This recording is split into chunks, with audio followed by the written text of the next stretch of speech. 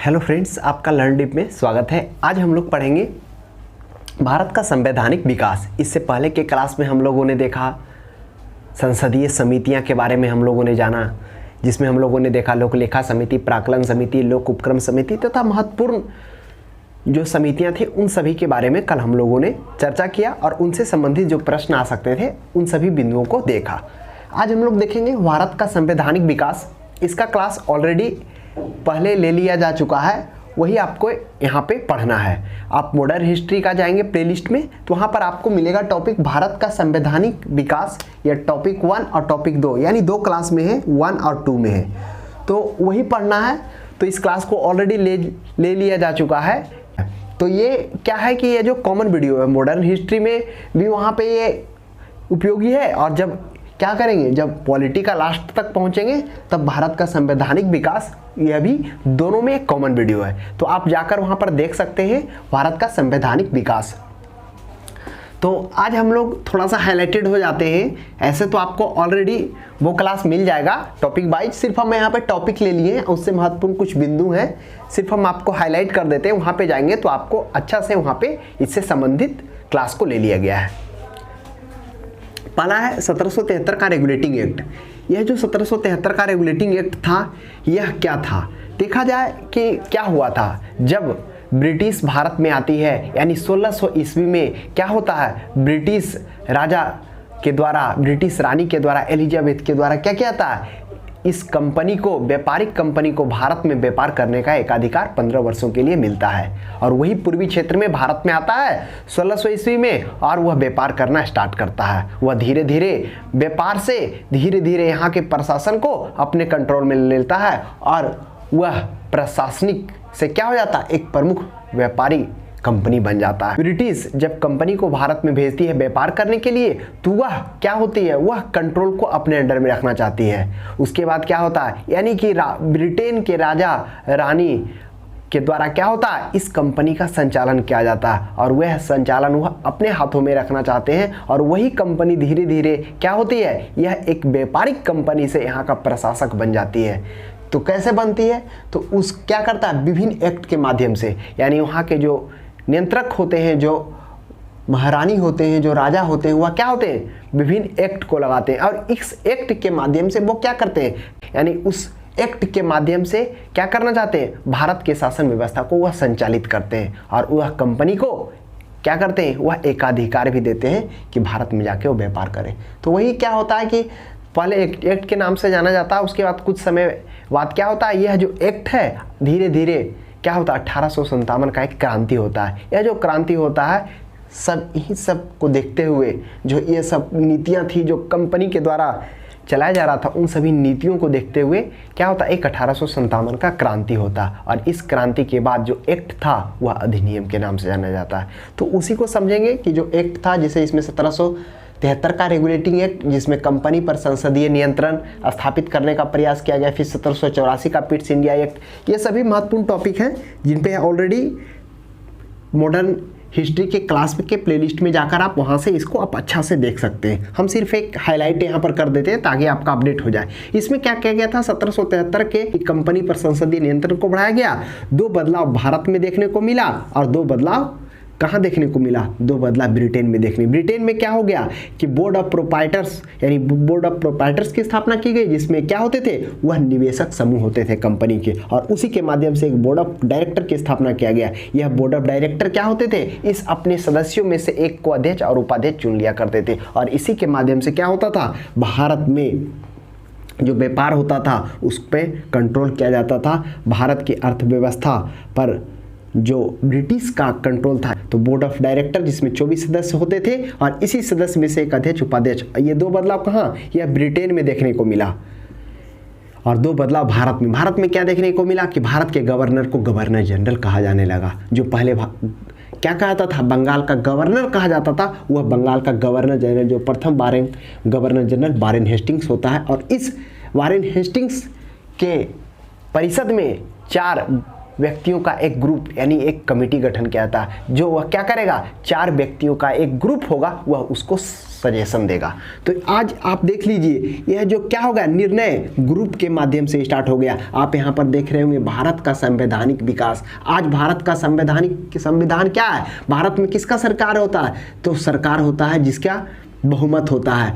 कोई भी प्रस्ताव कब पारित होता है, जिसकी बहुमत होती है। तो यानी बहुमत के हिसाब से निर्णय लेने का जो निकलकर सामने आया, वह कब आया था, वह 1773, यानी उसी टाइम से यह क्या हो चुका था, यह प्रवृत्ति विकसित हो चुका था कि क्या होगा, ग्रुप के माध्यम से यानी बहुमत के हिसाब से निर्णय लिए जाने का। तो इस भारत का संवैधानिक विकास का डायरेक्ट लिंक हम कह सकते हैं कि आज से नहीं, 1773 उसी टाइम से जुड़ा हुआ है, जब क्या हो चुका था, बहुमत के हिसाब से निर्णय लेने को मान्यता मिली। इसमें क्या हो गया, वारेन हेस्टिंग्स की टीम में 4 व्यक्ति थे, जिसमें क्या होता था कि 2-2 व्यक्ति होते थे, यानी दो व्यक्ति और एक वारेन हेस्टिंग्स, टोटल 5 हो गए। यानी जिस तरफ 2 होते थे और जिस तरफ वारेन हेस्टिंग्स का डिसीजन होता था, यानी जिस तरफ 3 और 2 हो गए, वो मत क्या हो जाता था, पारित हो जाता था, वह बहुमत, वह प्रस्ताव पारित कर दिया जाता था। तो इस प्रकार से इसमें क्या था कि जिधर 3 हो गए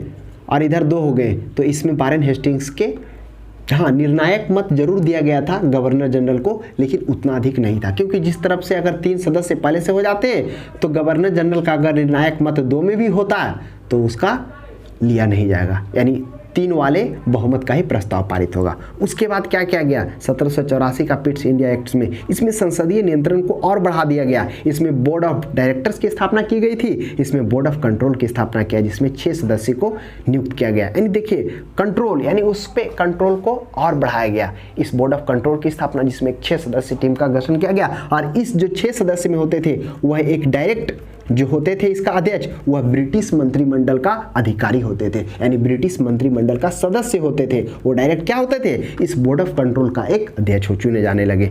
इस प्रकार से उसके सदस्य को बढ़ा दिया गया, और यहाँ पर जो वारेन हेस्टिंग्स की टीम में जो 4 सदस्य को नियुक्त किया जाने लगा, उसको हटाकर 3 कर दिया गया, और इसमें क्या कर दिया गया, 3 + 1 वारेन हेस्टिंग्स, यानी एक गवर्नर जनरल, टोटल 4। अगर गवर्नर जनरल को कोई भी प्रस्ताव को पारित करना हो तो सिर्फ वो एक व्यक्ति को अपने तरफ कर लेता है। तो अगर 2-2 का मत बराबर भी हो जाता है तो जिस तरफ गवर्नर जनरल का मत होता था वो प्रस्ताव पारित हो जाता था। तो इस तरह से यहाँ पर क्या किया जाने लगा, इसके निर्णायक मत को थोड़ा और मिला, सहयोग मिला। यहाँ पे भी निर्णायक मत जरूरी था, लेकिन अगर 3 हो जाता था तो अगर 2 तरफ गवर्नर जनरल का मत हो फिर भी वो मान्य नहीं होता था, पारित नहीं होता था, लेकिन यहाँ पर उसके निर्णायक मत को थोड़ा बढ़ाया गया।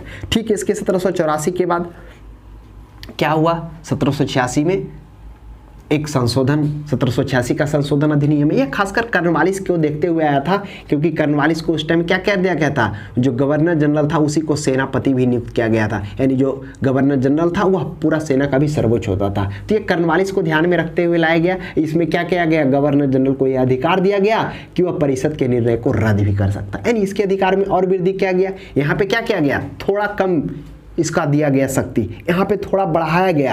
यहाँ पे क्या किया गया, उसको यह अधिकार दिया गया कि जो परिषद का निर्णय है उसको रद्द भी कर सकता है, कौन, गवर्नर जनरल। ठीक, इसके बाद 1793 ईस्वी का चार्टर एक्ट आया। इसमें 20 वर्ष के लिए पुनः कंपनी का शासन बढ़ा दिया गया, यानी 1793 20 वर्ष के लिए फिर बढ़ गया। उसके में क्या हुआ, इसमें जो बंगाल के गवर्नर थे उसको मद्रास और मुंबई के पर्यवेक्षक के रूप में बनाया गया। यानी कहने का मतलब जो पहले बंगाल के गवर्नर थे क्या थे, वह मद्रास और मुंबई का पर्यवेक्षक नहीं थे, यानी मद्रास में अलग गवर्नर थे और मुंबई में अलग थे। लेकिन इस अधिनियम के तहत क्या कर दिया गया, इस मद्रास और मुंबई के जो गवर्नर थे वह इसके अधीन में काम करने लगे, यानी ये इसको इस पर्यवेक्षण का अधिकार दिया गया, इसके अधिकार को बढ़ाया गया। किसके, बंगाल के गवर्नर जनरल के अधिकार को। तो ध्यान में रखेंगे, मुंबई और मद्रास को पर्यवेक्षक के रूप में, पर्यवेक्षक मतलब होता है निरीक्षण निगरानी करने का अधिकार दिया गया, किसको, बंगाल के गवर्नर जनरल। ठीक, इसके 20 साल बाद 1813 में क्या हो गया, जो प्रश्न बार बार पूछता है, इसमें क्या व्यापारिक एकाधिकार को खत्म किया गया, क्योंकि 1813 ईस्वी में क्या हो चुका था, औद्योगिक क्रांति, ब्रिटेन में औद्योगिक क्रांति जन्म ले चुकी थी। वहां पे जो वस्तुओं का निर्माण किया जा रहा था उस वस्तुओं को खपत करने के लिए एक बाजार की आवश्यकता थी, और वह बाजार कहाँ था? वह भारत में था। लेकिन भारत में क्या था? भारत में एकाधिकार था। किसका? कंपनियों को। वहाँ पर सिर्फ कंपनी अधिक व्यापार कर सकती थी। तो क्या कर दिया गया? उस औद्योगिक क्रांति को ब्रिटेन में देखते हुए भारत में जो एकाधिकार था उसको समाप्त करने का कोशिश किया। किस लिए? ताकि उस जो ब्रिटेन में औद्योगिक क्रांति था उस पे वस्तुओं को खपत करने के लिए एक बाजार की आवश्यकता थी, ताकि उस वस्तु को कीना जा सके और अधिक से अधिक खपत हो सके। तो खासकर जो भारत में था वह कपड़ों का ही बाजार था, कपड़ों का बृहत मात्रा में मार्केट था, एक बहुत बड़ा साम्राज्य था। तो क्या कर दिया गया? इसको देखते हुए भारत को एक उपनिवेशवाद के रूप में चुना गया और वहाँ से व्यापारिक एकाधिकार को समाप्त किया गया और केवल चीन और चाय पर रहने दिया गया। अब क्या होने लगे? भारत में सिर्फ व्यापारी नहीं, ब्रिटेन के हर एक व्यक्ति आकर क्या करने लगा? यहाँ पर व्यापार करने का अधिकार उसको मिल गया 1813 के चार्टर एक्ट में। तो आप ध्यान में रखेंगे, यहाँ पे व्यापारिक एकाधिकार को खत्म कर दिया गया, केवल चीन और चाय पर रहने दिया गया, यानी पड़ोसी देश चीन के साथ और चाय पर कंपनी का अधिकार रहा। उसके बाद क्या हो गया? ईसाई मिशनरियों को प्रचार प्रसार करने का भी छूट यहाँ पर दिया गया 1813 के चार्टर एक्ट में। फिर 1833 का चार्टर एक्ट, ठीक इसके 20 साल बाद फिर क्या कर दिया गया? 1813 में भी कंपनी को 20 वर्ष पुनः क्या कर व्यापार करने का एक अधिकार मिल गया। 1833 में फिर कंपनी को 20 वर्ष के लिए पुनः एक अधिकार, मतलब व्यापार करने का अधिकार मिल जाता है। इसमें क्या होता है? ठीक 1813 में हम लोगों ने देखा कि जो व्यापारिक एकाधिकार था केवल चीन और चाय पर रहने दिया गया था, बाकी को समाप्त कर दिया गया था। यानी ब्रिटेन के हर व्यक्ति क्या कर सकता है? भारत में आकर व्यापार कर सकता है। इसमें क्या कर दिया गया? जो 1833 में था, जो चीन और चाय पर था, उसको भी समाप्त कर दिया गया। यानी पूर्ण रूप से व्यापारिक एकाधिकार को समाप्त किया गया। कब? 1833 के चार्टर एक्ट में। इसमें क्या हो गया? चीन चाय पर समाप्त कर, बंगाल के गवर्नर जनरल को उस समय भारत का गवर्नर जनरल कहा जाने लगा। तो यह भी ध्यान में रखेंगे, 1833 का चार्टर एक्ट में जो बंगाल का गवर्नर जनरल था वह क्या कहलाने लगा? वह अब भारत का गवर्नर जनरल कहलाने लगा। तो प्रश्न कभी कभी पूछ दिया जाता है कि किस चार्टर एक्ट के तहत बंगाल के गवर्नर जनरल को भारत का गवर्नर जनरल कहा जाता है? तो कौन सा? 1833 के चार्टर एक्ट के तहत। तो उसके बाद इसमें क्या कर दिया गया? एक विधि सदस्य। इससे पहले हम लोगों ने क्या देखा था कि गवर्नर जनरल के परिषद में 4 व्यक्तियों का एक समूह लाया गया था, यानी एक कमेटी लाया गया था, ताकि वह अपना निर्णय कमेटी या ग्रुप के हिसाब से कर सके। तो उसमें 4 व्यक्तियों का था। फिर उसके बाद 3 व्यक्तियों को किया गया, किसमें? गवर्नर जनरल के परिषद में, गवर्नर जनरल की टीम में। उसमें क्या कर दिया गया? अब एक और 3 चलता आ रहा था, अब एक विधि सदस्य को नियुक्त किया गया जो क्या कर सके? वह कानूनी मामले में सहयोग दे सके, सलाह दे सके। लेकिन उसे क्या किया गया? इस विधि सदस्य को वोट देने का अधिकार, यानी बहुमत नहीं दे सकता है, सिर्फ सुझाव दे सकता है। सदस्य इसके निर्णय को मानना ना मानना गवर्नर जनरल पर डिपेंड करता है। तो इस तरह से विधि सदस्य को क्या कर दिया गया? जोड़ा गया। लेकिन इसमें उसको बहुमत, वोट देने का, निर्णय देने का अधिकार नहीं दिया गया। यानी वो क्या कर सकता है? अपना निर्णय, यानी कहने का मतलब वोट नहीं कर सकता है। उसके बाद क्या किया? 1833 के एक्ट के तहत 1843 में क्या किया गया? दास प्रथा को समाप्त किया गया। जो दास प्रथा था 1833 के एक्ट के तहत 1843, ठीक 10 साल बाद एलन के नेतृत्व में यह समाप्त किया गया। तो इस तरह से हम लोगों ने 1833 में कुछ इंपॉर्टेंट बिंदु को देखा। उसके बाद ठीक 20 साल बाद 1853 का चार्टर एक्ट आता है। इस चार्टर एक्ट में क्या होता है? बोर्ड ऑफ डायरेक्टर के जो सदस्य थे 24 थे बोर्ड ऑफ डायरेक्टर यहाँ पे थे, इसमें 24 की जगह 18 किया गया। फिर अधिकारी के लिए प्रतियोगिता परीक्षा प्रारंभ किया गया। यानी उस समय जो ब्रिटिश था उसके परिषद में अधिकारियों के लिए प्रतियोगिता परीक्षा का प्रारंभ अवश्य हो गया, स्टार्ट हो गया। कब? 1853 में। फिर विधि सदस्य को यहाँ पर कानूनी सलाह के लिए लाया गया था, उस विधि सदस्य को पूर्ण दर्जा, यानी वह क्या कर सकता है? अपना बहुमत, यानी बहुमत भी दे सकता है, वोट भी दे सकता है, उसको पूर्ण दर्जा दे दिया गया 1853 के चार्टर एक्ट में। तो इस तरह से एक कुछ हाईलाइटेड जो इंपॉर्टेंट बिंदु था उसे हम लोगों ने देख लिया। और आपसे यह निवेदन है कि इस क्लास को मॉडर्न हिस्ट्री का प्लेलिस्ट में जाकर देखें, वहाँ इससे पूरा लाइन बाई लाइन अच्छा से डिस्क्राइब कर बताया गया है। और इसका लिंक ऐसे हम डिस्क्रिप्शन बॉक्स में डाल देंगे, वहाँ से भी आप डायरेक्ट जा सकते हैं।